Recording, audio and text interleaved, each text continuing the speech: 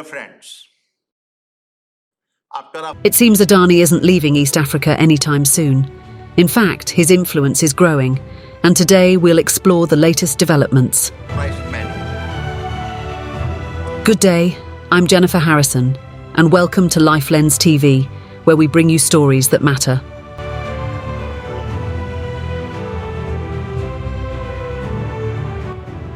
Today, we're taking a closer look at Tanzania's collaboration with Indian billionaire Gautam Adani's conglomerate, Adani Group.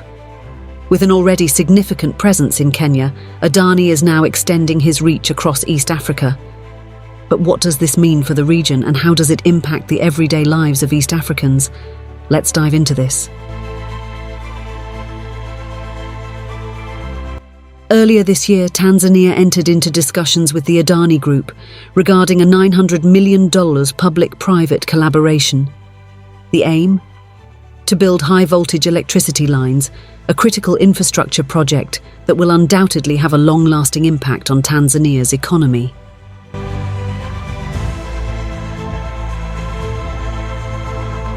David Kafulila, the executive director of Tanzania's Public-Private Partnership Center, confirmed that these negotiations with Adani are progressing.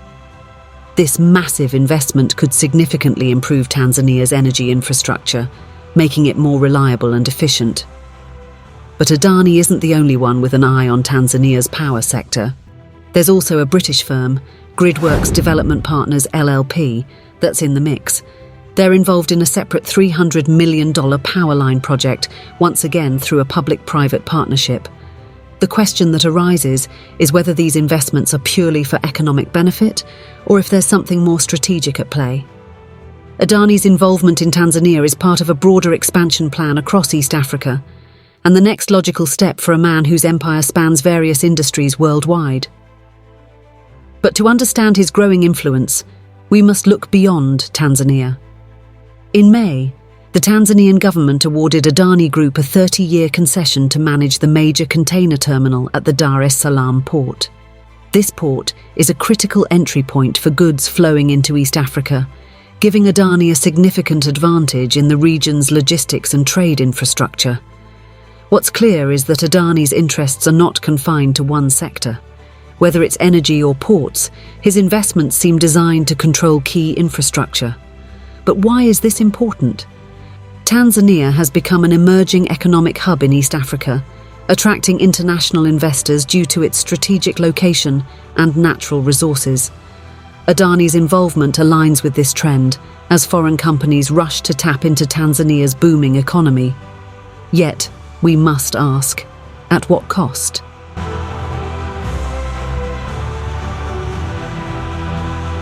This brings us to Adani's growing footprint in Kenya.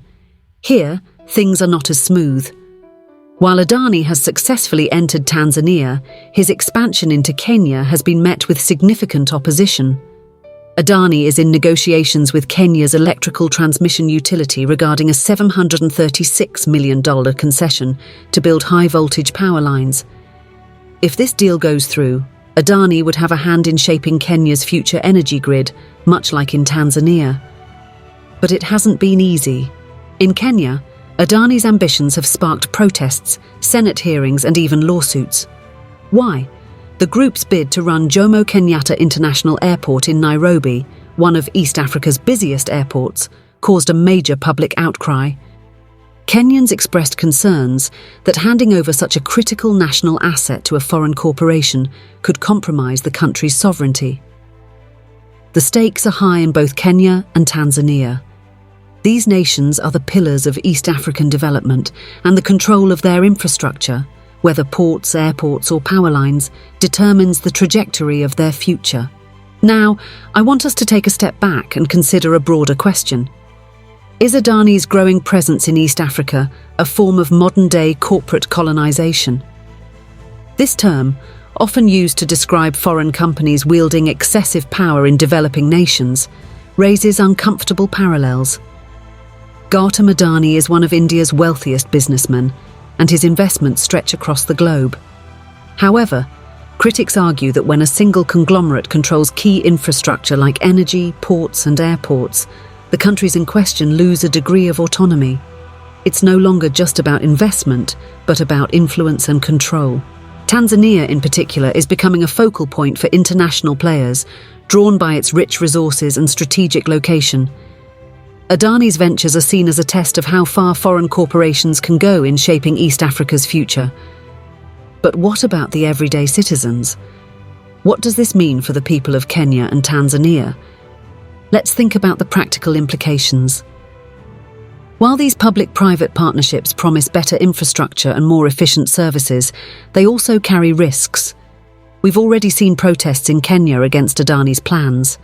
There's a fear that vital national resources could be placed in the hands of a foreign company, with profits flowing out of East Africa rather than benefiting local communities. Will Tanzanians and Kenyans have more affordable electricity as a result of these deals? Will jobs be created in these sectors? Or will the bulk of the economic gains go to foreign investors and large multinational corporations like Adani Group? These are questions that need answers. And as East Africa opens its doors to foreign investments, the region must find a way to balance economic growth with safeguarding its sovereignty. As we watch these developments unfold, one thing is clear. Adani isn't leaving East Africa anytime soon. With negotiations ongoing in both Tanzania and Kenya, this is just the beginning of what could be a long and complicated relationship between East Africa and one of the world's most powerful conglomerates. The challenge now is for the governments of these nations to ensure that their citizens reap the benefits of these deals and that their sovereignty remains intact. Will Tanzania and Kenya become hubs of growth and development, or will they find themselves beholden to foreign interests? Only time will tell. Thank you for tuning in to LifeLens TV. Be sure to subscribe and leave your comments below.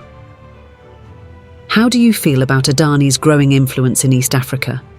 Do you think this is a good thing for the region, or are you concerned about the implications? We'd love to hear your thoughts. Until next time, I'm Jennifer Harrison. Stay informed, stay curious, and always remember to keep a critical lens on the world around you.